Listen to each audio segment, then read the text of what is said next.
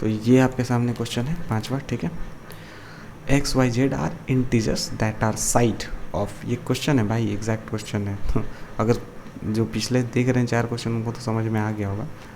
तो यहाँ पे आपको इस चीज़ का क्या निकालना, वैल्यू निकालना। अब एक ऑब्ट्यूज ट्रायंगल है, मैंने अभी क्वेश्चन अगर आप देखो तीसरे नंबर में बताया था कि अगर एक ऑब्ट्यूज ट्रायंगल है, X Y Z are integers है, तो एक्स वाई जेड है। अब बोल रहा है कि ऑब्ट्यूज एंगल ट्रायंगल है, एक्स वाई इक्वल टू 4 है। अब इन दोनों का जो ये है वो 4 है, यानी कि या तो अगर आप एक्स वाई इक्वल टू 4 बोलते हो तो या तो 2 इंटू 2 4 होगा, या तो 1 इंटू 4 4 होगा, ठीक है। अगर मैं यहाँ पे मान लो कि 2 एंड 2 रखता हूँ, ठीक है, तो तीसरा एंगल क्या होगा, या तो 4 से छोटा यानी कि 0 से बड़ा होगा, तो क्या कह रहे हैं 1 हो सकता है, 2 हो सकता है, 3 हो सकता है, 4 से छोटा, ये तीनों हो सकता है। अगर आप 4 और 1 रखोगे, ठीक है, 4 और 1 तो 5 हो जाएगा, और जो नंबर होगा दोनों का वो 5 से छोटा होना चाहिए, और 4 और 1 रखेंगे 3 से बड़ा होना चाहिए, ठीक है, 4 होगा, लेकिन ये 4 होना चाहिए। तो एक किस सिचुएशन में तो 4, और ऑप्शन भी मैं अगर दे दूँ यहाँ पे आपको तो आप भटक जाओगे, तो कि 4 अगर ऑप्शन में दे दूँ तो आप शायद मार भी दो ऑप्शन में, लेकिन ऐसे नहीं होगा, क्योंकि मैंने एक चीज़ बताया था ऑब्ट्यूज एंगल के बारे में कि जो सबसे बड़ा साइड होता है ना, यानी कि अगर 4 का आप स्क्वायर करो तो वो must be greater then in दोनों साइड के स्क्वायर का। तो इन दोनों के साइड का स्क्वायर करोगे तो 4 और 4 8, तो ये क्या है, ये बड़ा है, तो यस बड़ा है। तो इस क्वेश्चन में 416 एंड इन दोनों का सम, एक्चुअली में मुझे लग रहा है ना, अच्छा ये तो 4 एंड 1 वाला है।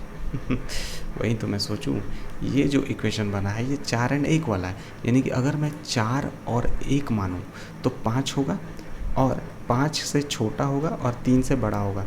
तो अगर आप इसका स्क्वायर करो 16 और प्लस 1 17 हो जाएगा, तो ये तो ग्रेटर नहीं है, तो ये चीज़ आप फॉलो नहीं कर सकते, यानी कि ये चीज़ तो फॉलो नहीं होगा, और ना ही ये चीज़ फॉलो होगा। समझ रहे हो ना, समझ रहे हो ना आप, कि जो ग्रेटर साइड होता है उसका स्क्वायर करेंगे तो उनके सम से रिमेनिंग 2 साइड्स के सम से बड़ा होना चाहिए।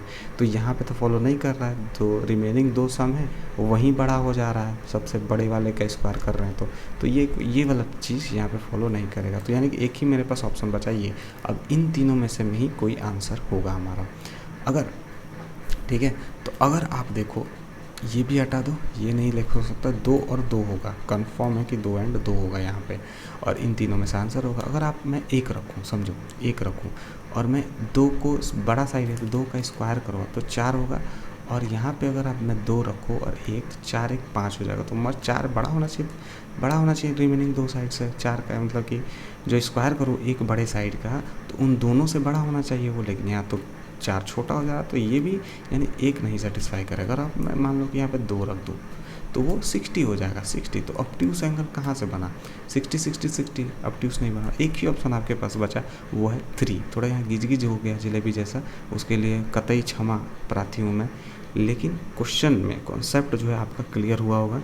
बस तो ये 5 क्वेश्चन थे, उम्मीद है आपको मज़ा आया होगा, and thank you for watching. And और चैनल को ज़रूर सब्सक्राइब करना अगर आपको ऐसे ही सेम पैटर्न पे वीडियोस चाहिए तो, ठीक है।